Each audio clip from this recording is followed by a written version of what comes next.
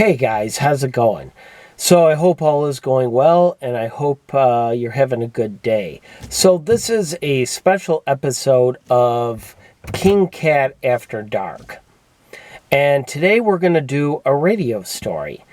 And for today's radio story, we're going to talk about 93.5 FM in Ocean Isle, North Carolina, Myrtle Beach, South Carolina. And I'm going to tell you guys about 93.5 The Asylum and a couple of the other formats that followed. So, going back to the beginning, there has been, I believe, two different stations on the 93.5 FM frequency. So the first 93.5 ended up moving to 103.7 FM. Then sometime later, a news radio station came on the air at 93.5 FM in Ocean Isle, North Carolina. And the call letters were WDZD. And the station signed on as 93.5 The Asylum with a harder-edged alternative rock format. And the station was all live and local. I believe it was the newspaper in Myrtle Beach described it as a station Beavis and Butthead would listen to.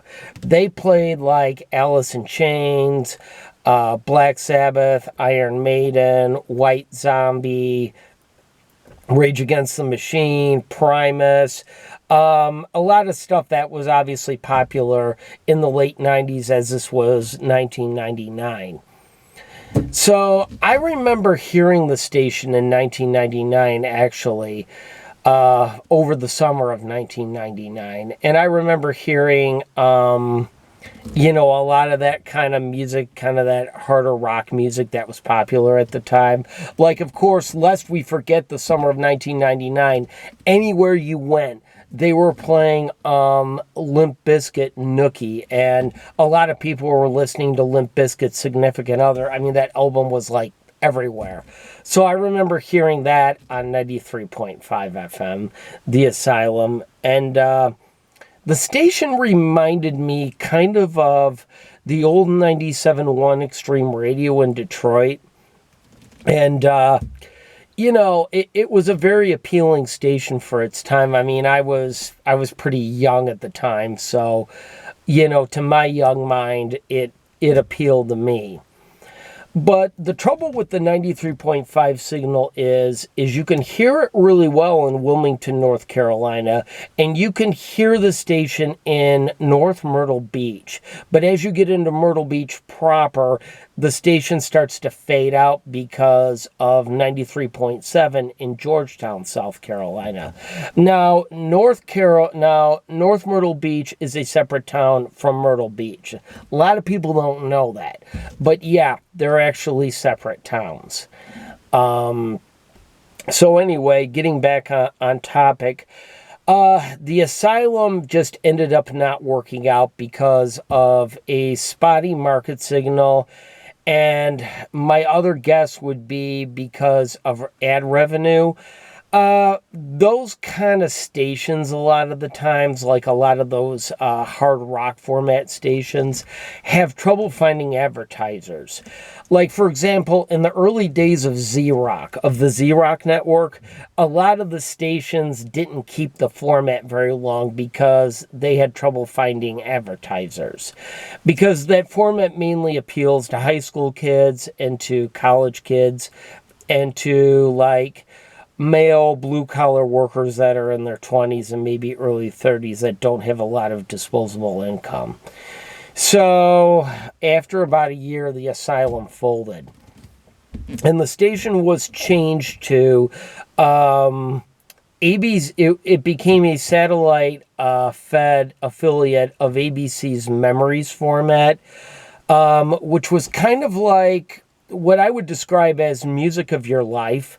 It was like Barbra Streisand, Melissa Manchester, Neil Diamond, Air Supply, kind of soft AC hits from the 70s and like from the early 80s.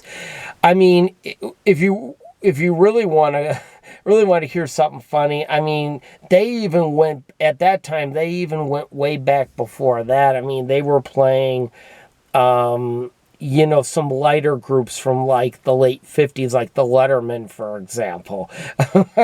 I mean, so it was kind of almost borderline adult standards. But I remember coming back to Myrtle Beach after so many months after the Asylum went on the air, and I remember hearing that, and I'm thinking, what? What is this? And then the station just called itself Memories 93.5 WDZD. It just went by WDZD. And that lasted from 2000 till about 2004. I remember a couple of times hearing the station. The station, it seemed like the station had audio problems a lot. And I think the owners at that time, and I always get these two mixed up, I think it was Quantum Communications. It was Root or it was Quantum Communications. And the station was being kind of run as kind of an afterthought. Because I remember listening one time and it sounded like music that was being played out of a fast food drive-through speaker. That's what it sounded like. It sounded like they were playing the music out of a speaker at Burger King or something. It was terrible.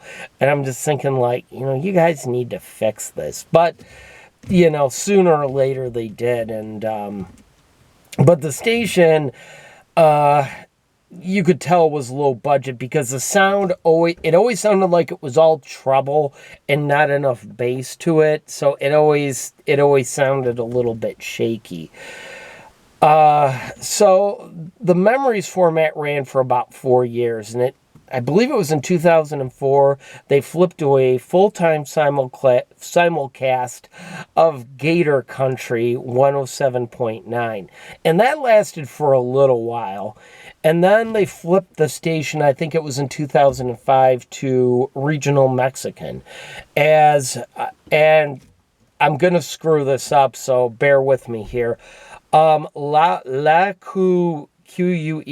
Cubina, Nueve Tres Punto Cinco, and that was a regional Mexican format. And they had that format for a little while.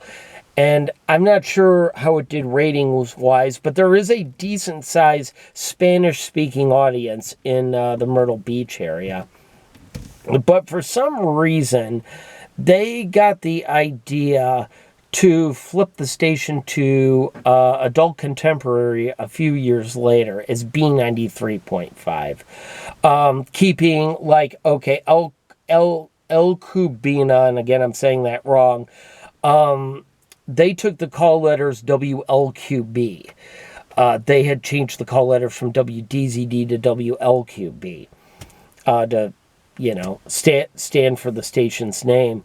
Well, when they flipped the station to AC, they kept the call letters and called the station B93.5. Now, this was a weird signal to put an adult contemporary format on, because typically if you want an adult contemporary format to work, you need to have it on a full market signal. And as I just said, 93.5 is a rim shot signal, and it's kind of a spotty signal in certain areas. And if and I think if that station were ever to be sold again, I believe that a religious broadcaster would probably get it. So I believe it was in, if I remember right, I think around 2014 or so, I think they found out that the AC format wasn't working, so they flipped the station back, and I can't remember.